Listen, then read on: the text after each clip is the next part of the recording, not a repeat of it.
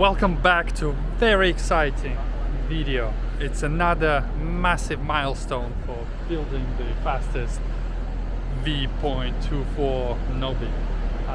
Today we are finally at Paul West.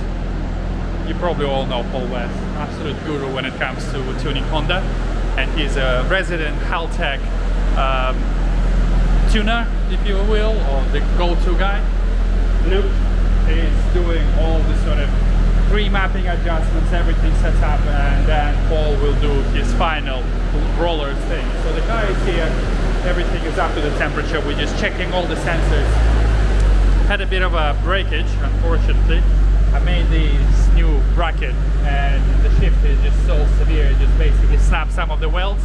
So I guess I am a bit shit at welding. So just put a metal L-shaped bracket just to keep this in place. I'm gonna have to address it. It will hold for now. So yeah.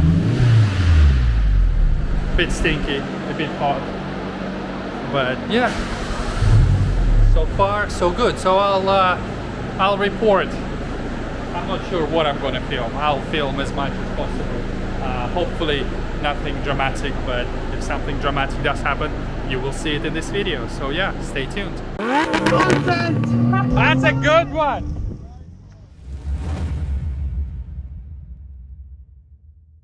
Having a bit of an issue with strain gauge. ECU doesn't see it for some reason. And the gear position sensor. I don't know why, but I thought I wired it correctly, and we've been sort of trying to find which one is not doing its job or whatnot. So not sure. So right now we're going to leave it for a second, and I think Paul is going to put it on a dyno now and actually do part throttle sort of pulls and stuff like that, and do further calibration. And I'm awaiting a call from Kutuk themselves to guide me or even advise me why would ECU not see the strain gauge, which is weird. It has a 12 volt, we checked it with a voltmeter, it's getting 12 volt. The ground, we've tried both sensor ground and chassis ground, and the signal wire goes to the pin, correct pin, everything is there, but it's just not seeing it, so maybe there's a small trick we're missing. Hey, brakes work!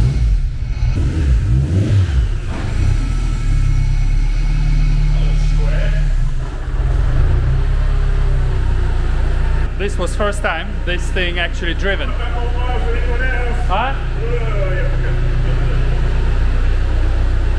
Honestly, this is the most nerve-wracking moment, sitting around waiting for things to happen. Honestly, it's like waiting for a child to be born. Those two gurus are tinkering with VTC control and VTEC and stuff like that, so I haven't had any proper runs, but I'm sitting here, can't do anything. I can't really do anything, but I know it's in good hands. Paul West, Kingfish Tuner, Luke from Haltech, they know their stuff, and nerve-wracking.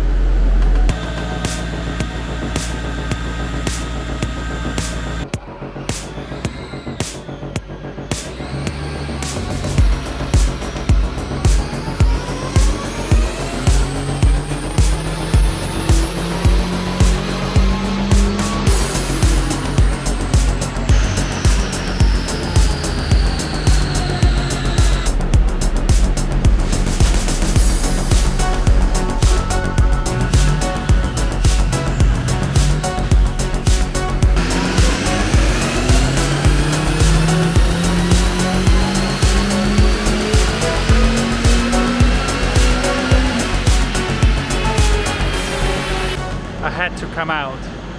It's just way too scary. So far, doing all of the bits of the tuner does, I don't know, I don't get into all those details, but it's running on basically gauge pressure, still sort of 0.7, 0.8 bar, and it kind of produced 400 plus. Some would say that's enough, stop there Rusky, but I want the magical 500. I don't know what's it going to give. I mean, we're obviously trying to play it safe, because obviously this turbo, give it 1.6, 1.8 bar, it'll probably send all the rods through the roof. So we don't want that. So whatever they're doing, I'll be happy. As long as it's about 400, less weight, it should be good, but oh my god, it's so scary.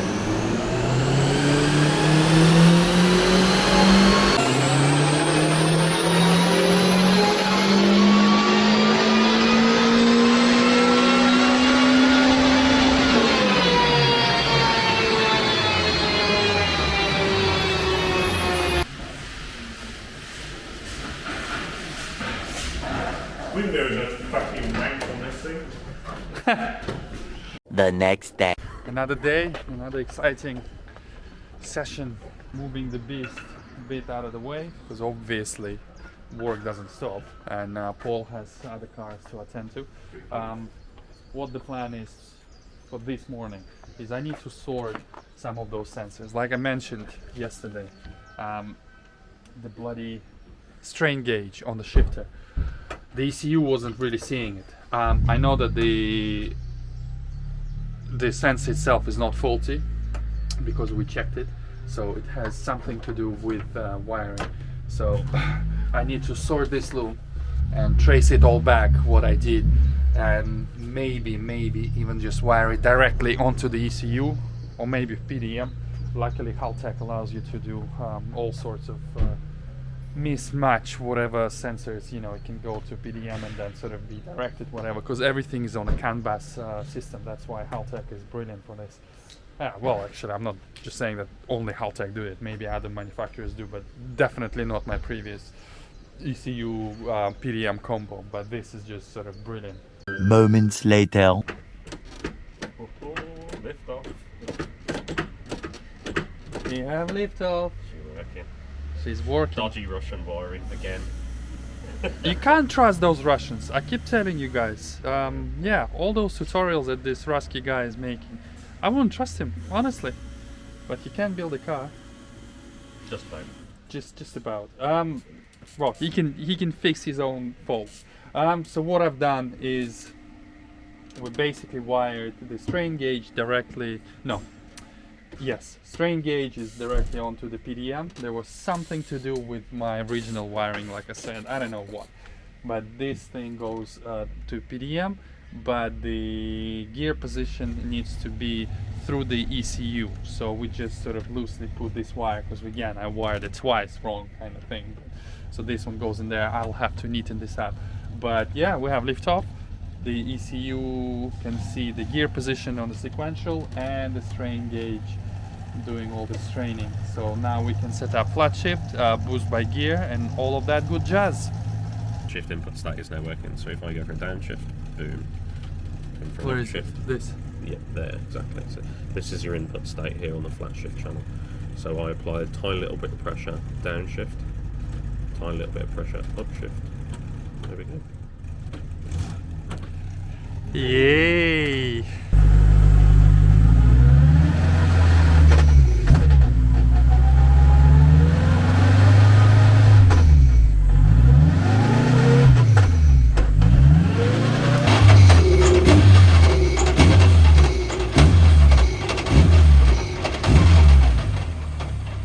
So yeah, I think you've seen it all. I think I've seen it all. I think I've heard enough. Jesus Christ, this is like heartbreaking. I mean, the noises that thing is making, and obviously is extra rattle because it's not loaded and stuff. So there is nothing else we can do here on stands. We cannot do the flat shift on the dyno because it's not suitable for that. Too much torque and whatnot. So literally it's ready for Brands Hatch. So the only thing left for me is treat at least first day, Saturday, or at least the first two sessions, as a proper test for it. So I'm gonna sort of do a couple of slow laps, come back, plug in the laptop. Luke will do his logging. He'll be able to tell me all the, you know, oil pressure sensors and all that stuff. And then obviously it's the flat shifting, the downshifts and the blips, and I'll be able to tell him whether I'm happy with what it's doing, whether we need to adjust something, whatnot. We are not gonna up the boost, at least for Saturday. So whatever the boost is doing, 0.9 at 400 plus horsepower, I think that's going to be more than plenty, considering the weight and everything else. So yeah, just effectively seat time. But tomorrow I have Chris coming from Racing Bradley chassis, all square chassis setup, such a long name, we're doing a full geo on the thing. Obviously you can see this mad amount of cam, but don't need that much. So it's all going to be set up suspension wise tomorrow, and literally Friday just loosen up a few ends, like for example this wire needs to sort of go somewhere decent so it's not in the place. Obviously tidy it all up, all the panels sort of just go back on, the wing goes back on, and effectively, yeah, we're ready for brands. So guys, I'm gonna finish this one here. I can only massively thank Haltech and Paul West at TPW for effectively doing this on such a short notice. Thank you so much, Paul. I mean, he tunes so many Hondas. The man is absolute genius when it comes to sort of K20s, K24s. I mean, obviously other cars, but yeah, if you need your Honda tuned, this is the man to do it. I'll obviously leave a link in the description, but you probably all know who Paul West is. Anyways, gonna end this one here, guys. Don't forget to subscribe. Subscribing is very helpful to my channel, and don't forget to watch. Share it with your nan. Yes, GizFab, I like that saying. And I'll see you on the next one. Bye bye.